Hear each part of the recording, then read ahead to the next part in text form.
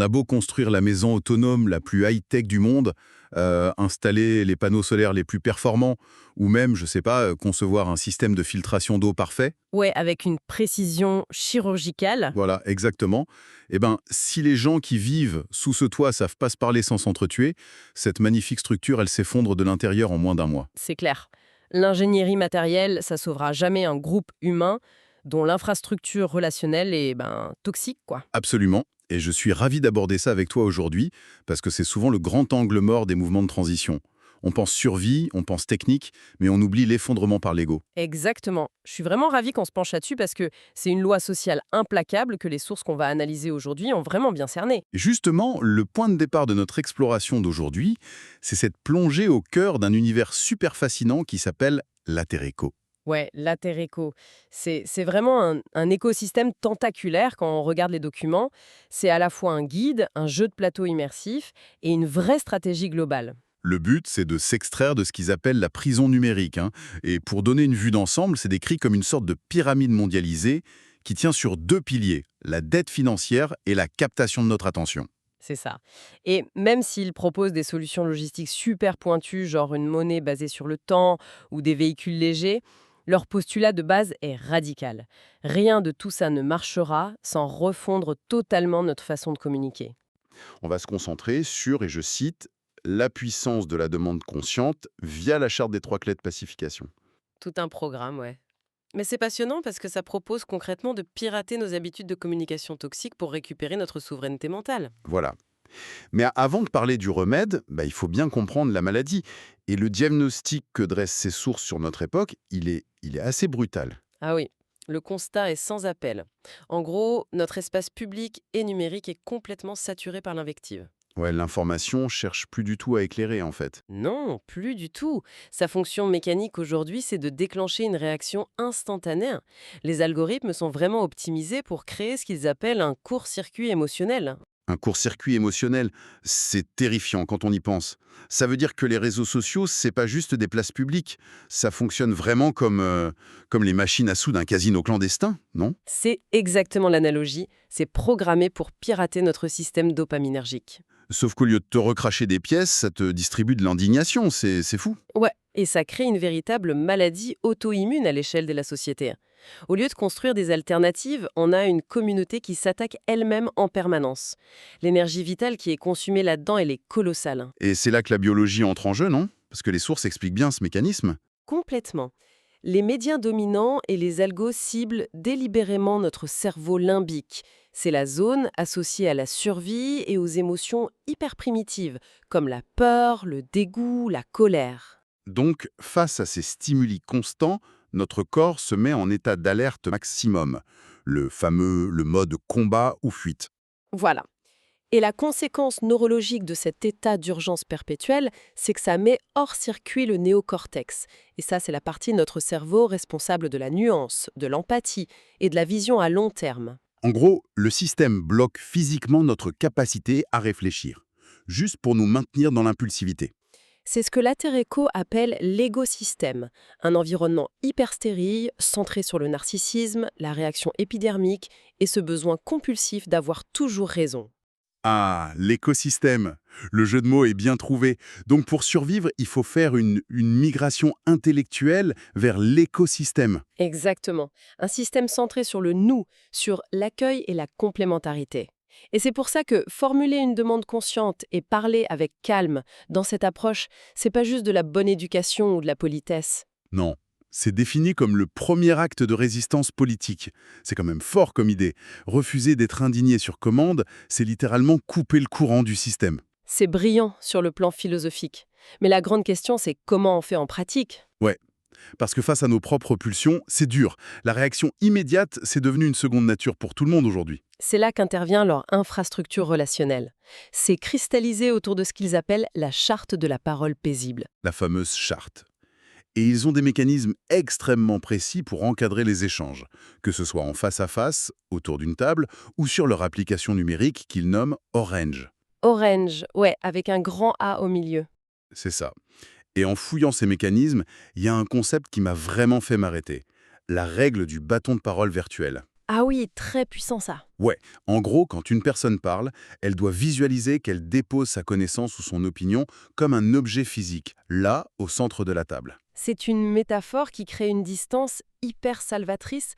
Une fois que l'idée est au centre, c'est plus la propriété exclusive de la personne qui l'a émise. Et surtout, c'est pas une arme pointée vers celui qui écoute. Exactement. L'idée réside dans un espace neutre. Et la personne qui écoute a alors le devoir d'offrir ce qu'ils appellent un silence de réception. Un silence de réception.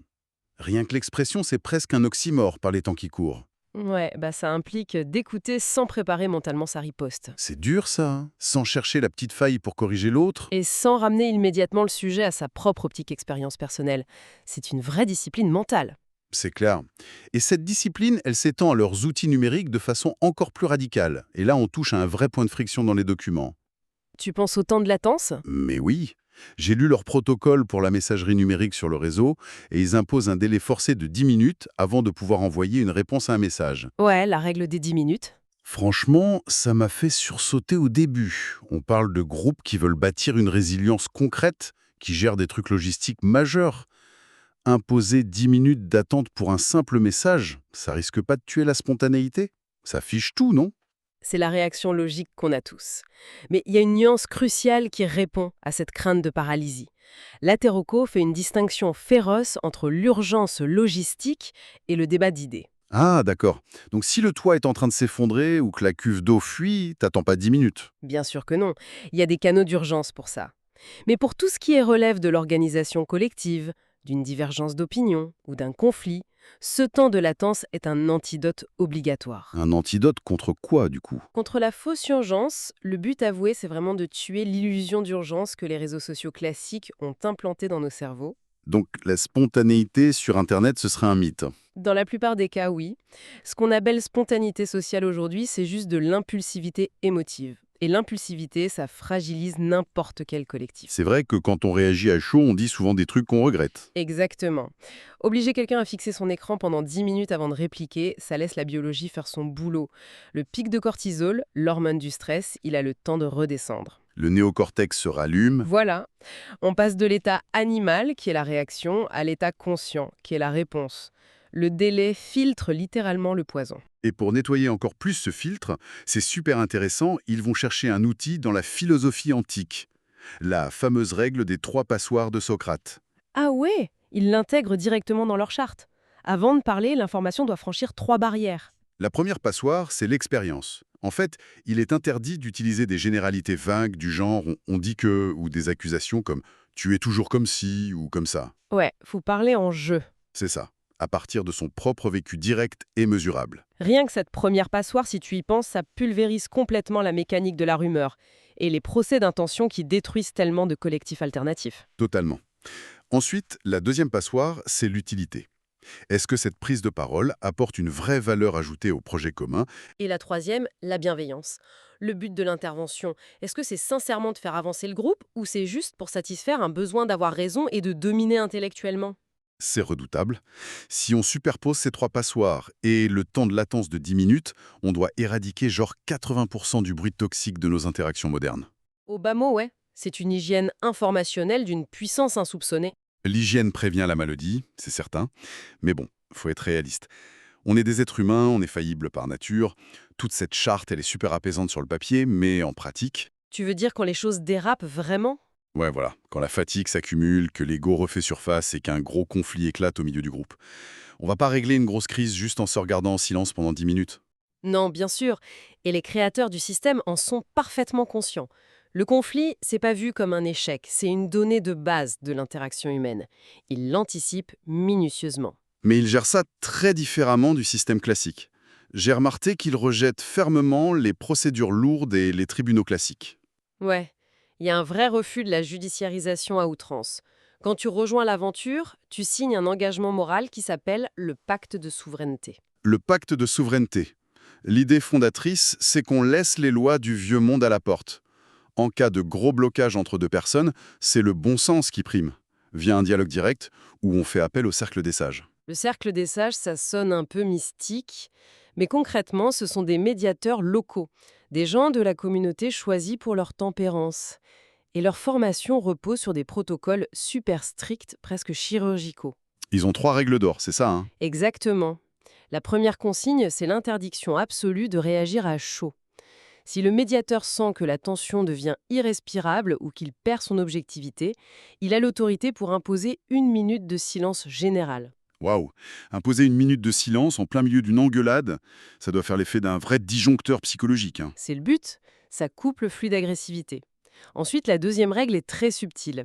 Le médiateur doit valider l'émotion de la personne, mais recadrer fermement le fait. C'est-à-dire? Comment ça se passe en pratique? Il va intervenir en disant un truc du genre j'entends ta colère, elle a tout à fait sa place ici, mais on ne pratique pas l'invective ou l'insulte dans ce cercle. Ah, c'est une sacrée démarche équilibriste. Tu rejettes pas l'émotion, tu dis pas à la personne «calme-toi», ce qui énerve toujours plus, mais tu stoppes net le comportement destructeur. Voilà. Et la troisième règle du médiateur, c'est pour protéger l'intégrité du groupe, il faut toujours ramener la discussion au centre. Pour éviter le duel, j'imagine. C'est ça. Si deux personnes s'affrontent, ça devient vite un match de tennis hyper toxique où la balle est chargée d'animosité. Le rôle du médiateur, c'est d'attraper cette balle, ce problème, et de le redéposer au centre du cercle. Pour que l'intelligence collective entière puisse s'en emparer. C'est brillant. Et en lisant ces protocoles, il y a un autre concept qui m'a déconcerté au début, c'est celui de la transmutation. Ah oui, la mécanique de la transmutation, c'est fascinant. J'ai toujours cru qu'il fallait chercher à écraser l'ego ou forcer l'humilité à tout prix dans ce genre de communauté alternative. Mais eux, pas du tout.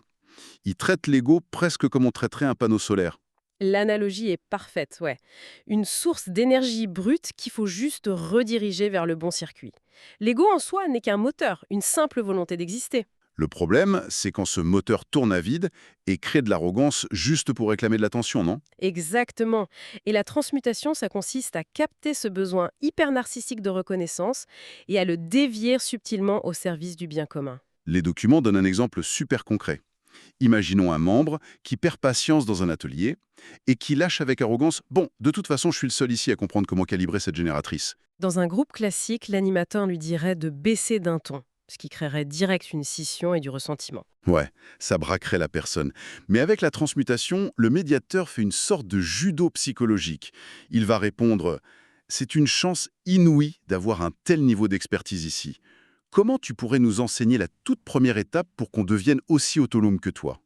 C'est redoutable d'efficacité. On nourrit le besoin de reconnaissance du gars en validant son savoir-faire, mais on déplace l'attention vers la transmission. Le saboteur est transmuté en professeur investi, sur le champ. C'est vraiment intelligent. Et cette philosophie de désamorçage, elle imprègne toute la culture du groupe. Par exemple avec la météo des failles. Ah oui, au lieu de commencer une réunion par un tour de table des réussites individuelles pour asseoir les statuts de chacun, ils font l'inverse. Chacun partage une difficulté technique ou un doute personnel.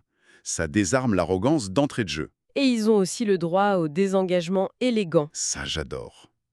C'est la permission explicite de quitter physiquement une conversation qui nous irrite. Ouais, sans avoir à claquer la porte ou à faire une phrase hyper théâtrale, genre puisque personne m'écoute, je m'en vais. Tu t'éloignes discrètement, tu assumes la responsabilité de protéger la communauté de ta propre négativité passagère. Mais faut bien comprendre que toute cette ingénierie de la parole, c'est pas une thérapie de groupe géante. Non, pas du tout. C'est pas la finalité. C'est vraiment le prérequis absolu pour construire une économie tangible et souveraine. Si tu maîtrises pas les mots, tu maîtrises pas la monnaie. Et la transition vers l'action, elle est fulgurante. Pour s'émanciper, la Terreco s'attaque d'abord à une arme de contrôle très subtile, la complexité linguistique. Ils dénoncent ce qu'ils appellent la nominalisation. La nominalisation, ouais. C'est cette manie bureaucratique de transformer des actions toutes simples en concepts administratifs totalement illisibles. C'est un processus d'intimidation intellectuelle, en fait. Exactement. C'est fait pour créer une asymétrie de pouvoir immédiate, pour que les gens se sentent dépendants des experts. L'exemple qu'il donne m'a fait beaucoup rire. Au lieu de dire planter des carottes, le système va appeler ça un aménagement paysage à vocation horticole. C'est tellement ça, hein. On retrouve ça partout, dans les déclarations d'impôts, les formulaires d'aide. Le citoyen moyen finit par se dire qu'il est intellectuellement incapable de gérer sa propre vie. Donc, ramener le langage à des verbes d'action simples, c'est briser cette barrière. La clarté verbale, c'est de la réappropriation de pouvoir. Et c'est cette même clarté, sans jargon, qui permet à leur innovation économique centrale de fonctionner, le système Cyclos 4. Oui, Cyclos 4 qui gère l'unité temps. c'est leur monnaie interne. Elle repose ni sur l'or, ni sur l'euro, mais sur le temps de vie effectivement partagé entre les membres. Et la règle monétaire est d'une simplicité radicale. 1 heure de vie humaine vaut exactement 1 heure de vie humaine. Ça donne le vertige tellement c'est simple. Qu'une personne passe 1 heure à nettoyer un espace commun, ou qu'une autre passe 1 heure à coder une base de données, ou même faire de la chirurgie, la valeur dans le système est identique. La hiérarchie classique des salaires est complètement pulvérisée. Mais ça soulève une grosse question technique. Comment on valide ces heures? Ben oui, dans le vieux monde, t'as un patron qui pointe tes heures, et une banque qui valide. Là, la validation est décentralisée, de pair à pair. Si tu dis avoir réparé la toiture pendant 3 heures, c'est la communauté qui valide. Et c'est là que la boucle se boucle avec tout ce qu'on a dit avant. Si le groupe est gangréné par les égos, la jalousie ou les rumeurs, cette monnaie s'effondre en un instant. Quelqu'un dirait direct « Ah, mais il a pas bossé 3 heures, il a pris des pauses », ou le chirurgien dirait que son heure vaut plus que celle du gars qui balaye. Sans autorité centrale pour trancher, la confiance est la seule et unique devise qui soutient l'unité temps. Donc la charte de pacification, c'est en fait le vrai mécanisme d'audit de cette économie. Exactement. Vu que les membres désamorcent les rancœurs avec les 3 passoires et font des demandes conscientes au lieu de reproches, la confiance reste intacte. La communication saine, c'est leur garantie anti-inflation. Ça donne vraiment du sens à l'esthétique globale du projet. Leur logo, par exemple. C'est un yin-yang classique, mais avec un grand visage souriant par-dessus. Ouais, c'est pas juste un dessin d'enfant, c'est une vraie déclaration d'intention militante. Le yin-yang illustre l'équilibre. La partie sombre, c'est nos doutes, l'ego toujours présent. Et la partie lumineuse, c'est l'action et le collectif. Aucune moitié n'essaie d'écraser l'autre. Elles cohabitent grâce au dialogue. Et le grand sourire, c'est cette joie militante. Ça tranche avec l'image souvent austère ou punitive des mouvements écolos classiques. Et c'est cette fraternité hyper opérationnelle qui leur permet de faire tourner les trucs les plus critiques, comme les espaces Armageddon. Les espaces Armageddon, ouais, ce sont leurs bastions physiques de résilience. Des vrais QG équipés de radios VHF de secours en cas de panne Internet, de réserves médicales, de lieux de troc de semences, c'est pensé pour absorber des gros chocs sociétaux. Sauf qu'un espace Armageddon, sans la charte de pacification, ça deviendrait un cauchemar en quelques jours. Bah oui, dans une situation de pénurie ou de stress, si t'échanges des ressources vitales en dehors du système étatique, ça attise les luttes de pouvoir directes. Si la rumeur remplace l'expérience, si l'impulsivité supprime le temps de latence, le refuge devient une arène de gladiateurs. La maîtrise de la parole, c'est vraiment le bouclier invisible de ces espaces. C'est clair. Quand on met bout à bout cette pacification de l'ego et la création de ces refuges, ça change complètement notre définition de l'autonomie. Totalement. La vraie résilience, celle qui tient sur la durée, ça s'achète pas avec des cuves à eau ou de la crypto-monnaie. Non, ça s'acquiert par la souveraineté de l'esprit et la maîtrise rigoureuse de nos mots. Sans le calmer l'écoute, l'action collective, c'est juste de l'agitation qui va pas durer. C'est le fondement de tout l'écosystème latérico. Et ça soulève une réflexion vraiment profonde pour terminer notre analyse d'aujourd'hui. On vit dans une civilisation où l'attention humaine est traquée, monétisée, où crier le plus fort semble être la seule façon d'exister. C'est le système par défaut, ouais. Ben, on peut se demander si, au final, l'acte de subversion le plus absolu, le plus grand danger pour ce système, ce serait pas tout simplement de cultiver ce fameux silence de réception, de refuser l'indignation programmée pour prêter, à nouveau, une oreille attentive à l'autre. Quelque chose à méditer.